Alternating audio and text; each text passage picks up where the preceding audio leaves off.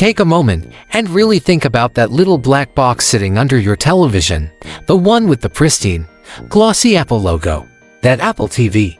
You might have paid $150 for it, maybe even more for the model with extra storage you've never used. Now, ask yourself, with brutal honesty, what does that expensive piece of minimalist design actually accomplish? It lets you watch Netflix. It plays your YouTube subscriptions. It streams Disney Plus. That's it. It's a function perfectly replicated by the $40 Roku stick plugged into your guest room, or the $50 Amazon Fire TV dongle you bought on Prime Day. In fact, it's a function that is already built, right out of the box, into the smart television you plugged it into. For the better part of a decade, Apple, the most valuable company on earth, the company that defined the smartphone, the tablet, and the personal computer, has been peddling this hobby. This confused, overpriced, and chronically underperforming box that seems to exist in a permanent state of identity crisis, lacking any compelling reason to justify its own price tag. And yet, for that same decade, we've been caught in an endless loop of rumors. The asterisk next one asterisk. We're always told, the asterisk next asterisk Apple TV will be the one. It will be the revolutionary gaming console that finally challenges Sony and Microsoft. It will be the central, intuitive brain of your entire smart home. The rumors for 2025 are no different. In fact, they're louder than ever. The whispers from the supply chain are breathless, pointing to an M-series chip, the same silicon that powers their high-performance MacBooks. They point to new patents for an integrated camera. The narrative is set in stone. The 2025 Apple TV is coming, and it will finally be the console killer, the smart home savior, the device that redeems all those years of waiting. But what if that entire narrative is a lie? What if all the tech blogs, all the analysts, and all the hopeful fans are looking in the completely wrong direction? What if these leaks, the M-chip, the camera, are not a roadmap to a new product but a distraction, a smokescreen? What if the real story, the one nobody seems willing to report, is that Apple is about to do the one thing nobody expects from them? What if, in 2025, Apple isn't planning to save the Apple TV? What if they are planning to assassinate it? That's the real thesis. The product line is finished. It's a zombie, a relic of a bygone strategy, and Apple is finally, mercifully, preparing to pull the plug. But if that's true, then what are we to make of the chatter? The M-chip is real. The camera patents are real. The supply chain is definitely building something. This is where the story gets truly fascinating. Because the leaks aren't for one device. Apple isn't upgrading their little black box. They are gutting it. They are holding a corporate autopsy, taking it apart piece by piece, and transplanting its vital organs into 3 entirely separate, and far more ambitious, projects. This isn't just a product update, it's the story of a strategic execution, and the birth of Apple's real, unified plan to conquer not just your television, but your entire home and life. First, let's follow the soul. What is the single best, most redeeming quality of the Apple TV? It isn't the hardware, which is perpetually a generation behind. It's the software. It's TOS.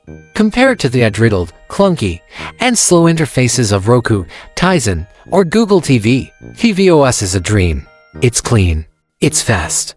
It respects your privacy. It seamlessly integrates with your photos, your Apple Music, and your Fitness Plus workouts. It simply works, in that classic Apple way. The company's single greatest failure was shackling this beautiful, elegant soul to their own niche, expensive, and low market share hardware. It was like building a revolutionary car engine and refusing to sell it to anyone who didn't also buy your brand of tires. The 2025 plan finally fixes this. Apple isn't chaining the soul from the body.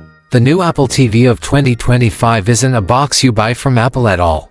It's the premium software experience that will come pre-installed on your next high-end television. Credible sources are pointing to the final stages of massive licensing deals with the giants, Sony, LG, and even the behemoth, Samsung. Picture yourself walking into a store in 2025. You're buying a top-of-the-line Samsung QLED. You get to the setup screen, and you're given a choice: use the standard, clunky Tizen OS, with its pop-up ads for fast food chains, or For a one-time premium, unlock the full, integrated, built-in Apple TV OS. Which do you choose? Apple is getting out of the low-margin hobbyist hardware business and entering the obscenely profitable royalty business. They are pulling a Microsoft, becoming the Windows, or perhaps more accurately, the Android of high-end, premium televisions. They are sacrificing their tiny $150 hobby to take a $10 billion slice of the entire global television market, collecting a check for every single premium unit sold by their biggest competitors. The little black box is dead. The invasion of DOS is just beginning. But that only accounts for the software. What about the smart home? What about the central hub? This brings us to the second piece of the puzzle, the brain. For years, the Apple TV was awkwardly positioned as the potential brain of your HomeKit setup.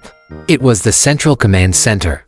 But it was a terrible brain. Its location was dictated by your largest screen, not by the center of your home. It was confusing. Was it even working if the television was off? The concept was fundamentally flawed. The 2025 leaks, the ones that mention a new hub with a camera and a presence sensor, were immediately interpreted by everyone as being part of this new Apple TV box. This assumption was catastrophically wrong. Look at the other, quieter leaks, the ones everyone dismissed as being too strange. The patents for a new kind of HomePod, one with a screen, a device that looks, on the surface, like an Amazon Echo Show, but infused with Apple's premium design, privacy-first architecture, and maybe even that rumored robotic arm that can follow you around the room. This is where the brain of the Apple TV went. Apple is performing strategic mitosis, splitting the home hub function *out* of the entertainment box and giving it its own, dedicated, purpose-built body.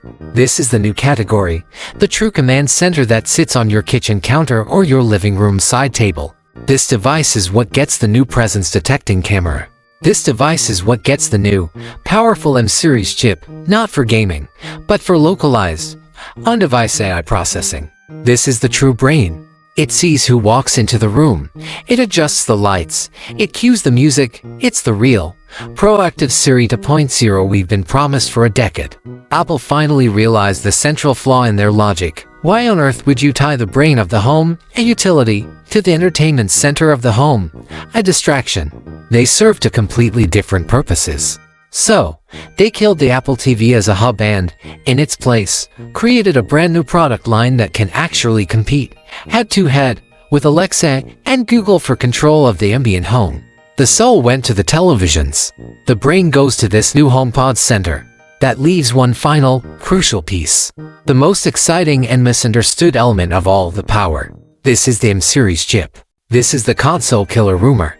If the box is dead, where does all that gaming-grade power go? We've already established that the M-chip is going into the new HomePod brain, but the assumption that it's for *gaming* is the final, critical misinterpretation. That power isn't for running *Call of Duty* at 120 frames per second. It's for running the *Home*. It's for on-device natural language processing that's so fast, Siri can finally understand you without a round trip to the cloud. It's for processing computer vision from that new camera, recognizing faces, pets, and even moods, adjusting the environment proactively before you even think to ask. It's the power to create a truly *intelligent *home, not just a *connected *1. The console killer narrative was the ultimate red herring. Apple's real gaming strategy isn't a box. It never was. Apple's gaming strategy is Apple Arcade. And where will Apple Arcade live in 2025? It will live on the hundreds of millions of iPhones and iPads already in our pockets. And, thanks to the death of the black box, it will now live, natively, on every single new high-end Sony, LG, and Samsung television that's paying Apple a royalty for the privilege of running tvOS. They don't need * to build a console. They've just turned every premium television in the world into one. They've sacrificed the pawn to capture the entire board. So, the assassination is complete. The little black box, the decade-long hobby, is finally being put to rest. But it's not a tragedy. It's a coup.